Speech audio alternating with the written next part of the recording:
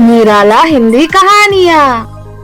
Hello दोस्तों, आप देख रहे हैं निराला हिंदी कहानियाँ। अगर आप सबको मेरी कहानियाँ अच्छा लगी तो लाइक शेयर कमेंट करना ना भूले। और दोस्तों, अगर आपने इस कहानी का पहला भाग नहीं देखा है तो जरूर जाके देख लीजिए, क्योंकि बहुत ही मजेदार होने वाला है आगे की कहानी।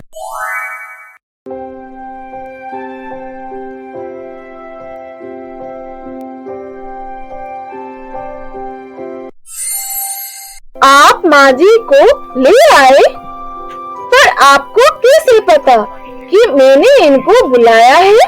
और मैंने अभी थोड़ी देर पहले ही तो कॉल किया था। ये इतने जल्दी कैसे आ गए? आप इनको कैसे लाए? ये सब क्या हो रहा है? हाँ बेटा, तुम इन्हें कहाँ मिले?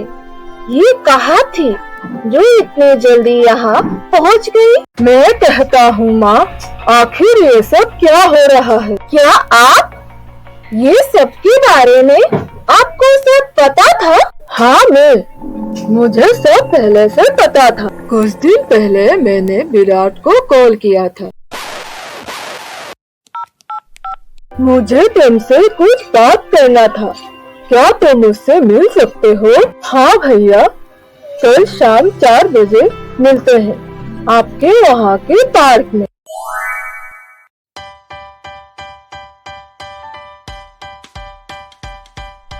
क्या हुआ भैया, अचानक से मुझे बुला दिया आपने? सब ठीक तो है ना घर में? हाँ, सब ठीक है। पर तुम बताओ, तुम्हारे घर में सब ठीक है क्या? निकिता घर अच्छे से संभाल रही है ना? अब आपसे क्या कहूँ मैं भैया, वो निकिता। अजय विराट को निकिता के हरकतों के बारे में सारा बात बता देती है, तो तभी विराट कुछ प्लानिंग करके कहता है, तुम्हें निकिता को एहसास कराना होगा कि अकेले घर संभालना नहीं जाता, परिवार के साथ मिलकर रहना पड़ता है। ये तुम कर सकोगे क्या? पर ये सब कैसे होगा भैया? तुम अपनी माँ को कैसे भी कर कुछ दिन के लिए कहीं बाहर घर से दूर रखो, और ये सब बात तुम निकिता को पता चलने मत देना। तुम अपने जॉब को लेकर भी झूठ कह दो कि अब तुम्हारे काम नहीं रहे, तब वो बाहर की जो भी फैसिलिटी है वो ले नहीं पाएगी। ऐसे उसे अपनी गलती का एहसास होगा। जब घर का सारा काम अकेला करना पड़ेगा तभी वो सुधर पाएगी, और इससे मेरी माँ को भी पता चलेगा कि वो गलत सीखते रहे हैं। इससे वो कभी खुश नहीं रह पाएगी। ठीक है भैया, आप जैसे कह रहे हैं मैं ऐसा ही करूँगा, वो सब ठीक हो जाए। अच्छा, इसलिए तुमने मुझसे कहा था कि मेरा टिकट कुछ दिन बाद के निकला है और तब तक मुझे इस होटल में रहना पड़ेगा। पर आप तो माँ जी के साथ गए ही नहीं थे, वो तो अकेली गई थी।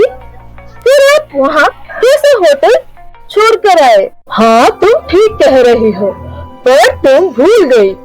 तुम जब खाना बनाने के लिए गई तब मैंने भैया को कॉल कर दिया था। वो माँ को होटल ले गए।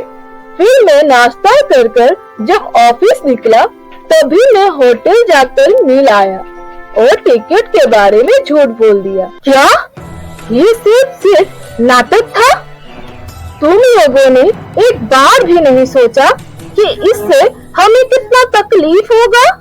मेरी बेटी को कितना दुख हुआ है, वो भी इस हालत में। इन सब के लिए मैं तुम दोनों को कभी माफ नहीं करूँगी। आप हमें गलत समझ रहे हैं माँ। अच्छा, ये बोलिए कि अगर ये सब सच होता तब इससे ज्यादा आप दोनों को दुख होता, और ये दुख आप लोगों को ना सहना पड़े, इसलिए हम दोनों ने ये सब किया। हमें माफ कर दीजिए माँ। हाँ माँ, भैया ठीक कह रहे हैं। आज मुझे अपनी गलती का एहसास हुआ है कि मैं कितनी गलत थी। मैंने कितना अजय और माँ जी को दुख दिया है। हाँ बेटी, तुमने ठीक कहा। मैं तो बस तुम्हें देख रही थी कि ये नाटक है जानने के बाद तुम्हारा मन ना बदल गया होगा, इसीलिए मैंने ऐसा कहा। पर मुझे खुशी है कि तुम सच में बदल गई हो। आज मैं भी बहुत खुश हूँ कि मेरा पूरा परिवार तुम दोनों की वजह से आज सही मायने में एक हुआ है। हाँ हाँ, आपने ठीक कहा, अंत भला तो सब भला।